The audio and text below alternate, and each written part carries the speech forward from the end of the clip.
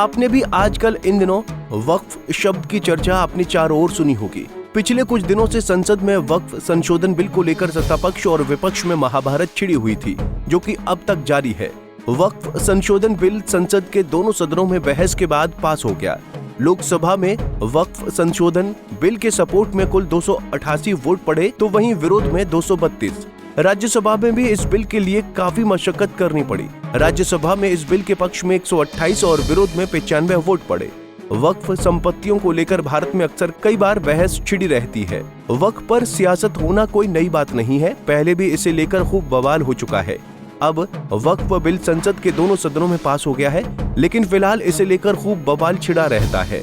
अब ये बवाल धीरे धीरे सुप्रीम कोर्ट पहुंच रहा है। अब ये सब जानकर आपके मन में सवाल आ रहा होगा कि आखिर वक्फ पर यह बवाल कैसे शुरू हुआ और ये मामला कैसे सुप्रीम कोर्ट तक पहुंचा। तो बातों को न घुमाते हुए आइए आपको पूरा मामला बताते हैं।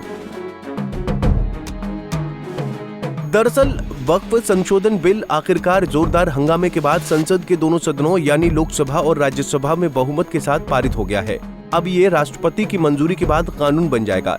इस बिल को लेकर कांग्रेस समेत कई पार्टियों ने विरोध जताया था, मगर सरकार ने दोनों सदनों में चर्चा करने के बाद इस पर वोटिंग करा ली, जिसमें ये कानून पास हो गया।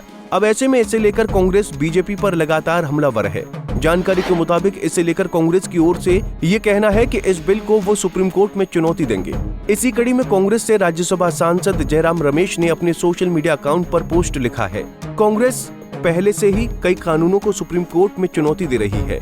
इनमें CAA 2019, RTI एक्ट 2005 में संशोधन और चुनाव नियमों में संशोधन शामिल हैं। इसके अलावा कांग्रेस पार्टी पूजा स्थल अधिनियम 1991 को बरकरार रखने के लिए अदालत में हस्तक्षेप कर रही है। इसी कड़ी में कांग्रेस पार्टी वक्फ संशोधन बिल की संवैधानिकता को सुप्रीम कोर्ट में चुनौती देगी। वक्फ संशोधन बिल को लेकर विपक्ष लगातार सरकार पर हमलावर है। इस बिल को लेकर तमाम विपक्ष एकजुट नजर आ रहा है। इसी कड़ी में AIMIM पार्टी के अध्यक्ष असदुद्दीन ओवैसी ने भी सुप्रीम कोर्ट में याचिका दायर की है। इसी कड़ी में कांग्रेस से सांसद इमरान मसूद ने सरकार पर जमकर निशाना साधा। उन्होंने कहा कि हम सब लोग सुप्रीम कोर्ट जाएंगे, मौलिक अधिकारों में सभी को बराबरी का हक मिलेगा। सुनिए क्या कुछ कहा इमरान मसूद ने। हम लोग जा रहे हैं, हम लोग सब सुप्रीम कोर्ट जाएंगे, अलग अलग लोग जाएंगे। आगे क्या एक्शन रहेगा? अलग अलग लोग जाएंगे। सुप्रीम कोर्ट कस्टोडियन है संविधान का, और ये लड़ाई मुसलमान की नहीं है, ये लड़ाई संविधान की है। सुप्रीम कोर्ट कस्टोडियन है। राइट टू इक्वलिटी का राइट हमें अधिकार संविधान से मिलता है। मौलिक अधिकारों के अंदर शामिल है कि सब लोगों को बराबरी का हक मिलेगा। तो आप हमारी धार्मिक स्वतंत्रता छीन देंगे? आप कहेंगे कि ट्राइबल चिल्ला करके, ट्राइबल कहाँ हो रहा था? ट्राइबल सिर्फ इसलिए आप बोल रहे हो कि लक्षद्वीप के मुसलमानों को आप वक्फ पढ़ने से रोक सको। लक्षद्वीप के अंदर तो सारे मुसलमान ही हैं, आप उनको उनके राइट से कैसे रोक सकते हो? अब ऐसे में सवाल है कि बिल पारित होने के बाद भी विपक्ष क्यों कोर्ट पहुंच रहा है। अगर देखा जाए तो इसमें कोई दो राय नहीं है कि इस बिल को पास कराने में सरकार को बहुत मशक्कत करनी पड़ी थी।